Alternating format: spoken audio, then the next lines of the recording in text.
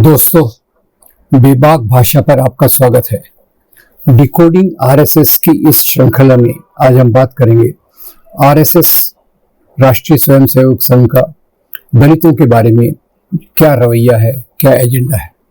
तो शुरुआत से अगर देखें तो ये बात स्पष्ट है कि आरएसएस के बनने का कारण हिंदू राष्ट्र की उद्घोषणा करने का एक मुख्य कारण ये था कि 20वीं शताब्दी के शुरुआत में दलित चेतना के कारण दलित काफी आंदोलन कर रहे थे अपने अधिकारों के लिए, समता के लिए और बाकी जो सामाजिक समता का सवाल है उसके लिए कर रहे थे।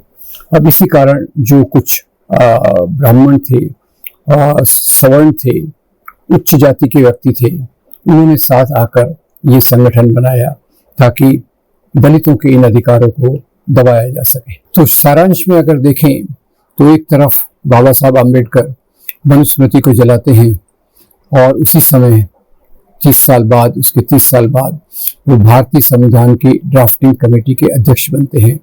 मनुस्मृति जलाते समय उन्होंने जो बात उनके दिमाग में थी वो ये थी कि मनुस्मृति में शूद्र और स्त्रियों की गुलामी के कानून दिए हैं, ये कानून हमें मंजूर नहीं है, इसीलिए हम ये इस किताब को जला रहे हैं।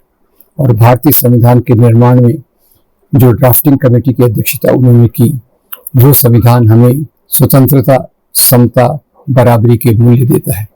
अब आरएसएस के जो पुत्र संगठन है बीजेपी, इसका सत्ता में आने के बाद पिछले 11 साल से समाज में जो परिस्थिति है उसमें ये निश्चित रूप से देखने में आया है कि दलितों पर होने वाले अत्याचार, जो सवर्ण तबके को ज्यादा अभी लगता है कि सरकार उनकी है और वो निचले तबके के लोगों पर अत्याचार करते हैं, तो डेटा हमें बताता है कि पिछले 11 साल से दलितों पर होने वाले अत्याचार बढ़े हैं। दूसरी बात यह है कि इसी दौरान जो दलितों को ऊपर लाने के लिए, बराबरी के स्तर पर ले जाने के लिए एक मुख्य नीति थी आरक्षण की, रिजर्वेशन की, उस आरक्षण की प्रक्रिया को भी नर्म करने की कोशिश की जा रही है। इकोनॉमिक, आर्थिक तौर पर आरक्षण की बात की गई और उस आर्थिक तौर पर आरक्षण जो बात की गई उसमें 8 लाख तक की इनकम, 2 फ्लैट, जो इससे कम है उन सबको आरक्षण की बात की गई। तो इससे जो दलित समाज के बड़े तबके को एक बहुत बड़ा नुकसान हुआ। तो पहली बात, दलितों पर होने वाले अत्याचार बढ़े। दूसरी बात, आरक्षण के कारण जो उनको एक सुविधा थी उस आरक्षण को डाइल्यूट किया गया। और तीसरा जो एक इसी से जुड़ा हुआ महत्वपूर्ण भाग ये है कि जो यूनिवर्सिटीज में, सरकारी नौकरियों में आरक्षित पद थे, उन आरक्षित पदों पर दलित अपना स्थान ग्रहण करके लेकर थोड़ा बहुत सामाजिक बराबरी की तरफ आने की कोशिश करते थे।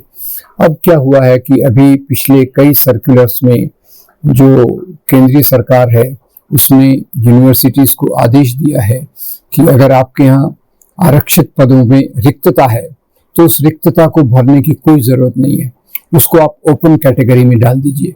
यानी अकादमिक जगत में, एकेडमिक वर्ल्ड में अब जो दलितों का स्थान थोड़ा बहुत बन रहा था उसमें भी एक भारी कमी आ जाएगी। तो एक तरफ, और चौथी बात अगर देखें तो कुछ आर्थिक नीतियां जो उनके भावनात्मक मुद्दों के कारण होती हैं, जैसे आप देखिए लिंचिंग की प्रक्रिया आई है क्योंकि ये गाय हमारी माता है और गाय के नाम पर इन्होंने बहुत बड़े अत्याचार समाज में किए हैं। अब ये अत्याचार केवल मुसलमानों के खिलाफ नहीं है। आपको जानकारी दे दूं कि डेटा ऐसा बताता है कि शुरू के 2014 से 19 तक के आंकड़ों में करीब 100 लोग लिंचिंग के कारण मारे गए। मरने वालों में 90 मुसलमान और 10 दलित थे। दूसरा, कई दलितों पर इस आधार पे भी हमले हो रहे हैं, जैसे हमने ऊना में देखा कि कुछ दलित जब मृत जानवरों को ले जा रहे थे, क्योंकि उनका काम है चमड़े पर काम करना, ये उनकी जीविका का बड़ा साधन है, तो उनको भी उनको निर्वस्त्र कर कर बेल्ट से, बेरहमी से पीटा गया। तो ये 5 चीजें बताती हैं कि सुरक्षा के आधार पे, आर्थिक चीजों के आधार पे और आरक्षण, इनको हल्का किया जा रहा है और इससे दलित समाज की समस्याएं पहले से बढ़ रही हैं। अब इसी के साथ साथ एक दूसरी प्रक्रिया हो रही है।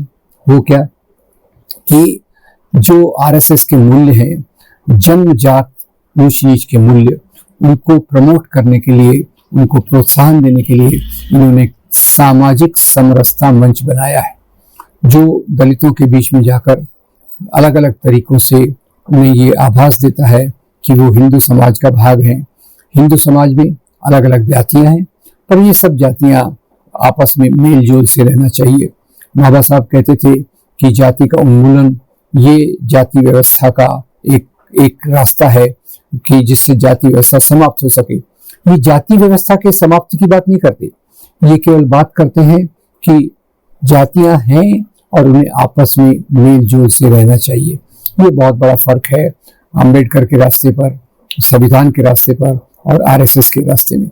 इसी के साथ साथ इन्होंने दलितों के बीच में काम करके अपनी पैठ बनाई है, जिसके आधार पर ये चुनाव में ज्यादा सफलता प्राप्त करने की कोशिश करते हैं और बहुत सारी आरक्षित सीटें ये बीजेपी के पक्ष में जाती हैं। तो ये और कई जगहों पर सोशल इंजीनियरिंग के माध्यम से ये दलितों को अपने फुट सोल्जर्स की तरह, जमीनी लड़ाकुओं की तरह इस्तेमाल करते हैं। कई जगहों पर जब मस्जिदों के सामने नाचने में और दूसरी जगह में भी ये दलितों को काफी उत्साहित करके हिंदू के नाम पर उसको इसमें लाते हैं। तो सोशल इंजीनियरिंग के माध्यम से ये दलित चेतना पर एक प्रहार कर रहे हैं और पुराने मूल्यों को प्रस्थापित करने की कोशिश कर रहे हैं। तो सारांश में ये कहा जा सकता है कि जैसे बाबा साहब ने कहा था, पाकिस्तान का बनना ये भारत के लिए एक शोकांतिका होगा, क्योंकि इससे हिंदू राष्ट्र बनने, हिंदू राज बनने की संभावना प्रबल हो जाएगी। तो यही हिंदू राज के सिद्धांत आज पिछले 11 साल से समाज में ज्यादा गहरे तरीके से बैठ रहे हैं, जिनका विरोध करना, जिनका निवारण करना बहुत जरूरी है, सामाजिक आंदोलन के माध्यम से और चेतना को व्यापक बनाकर। धन्यवाद।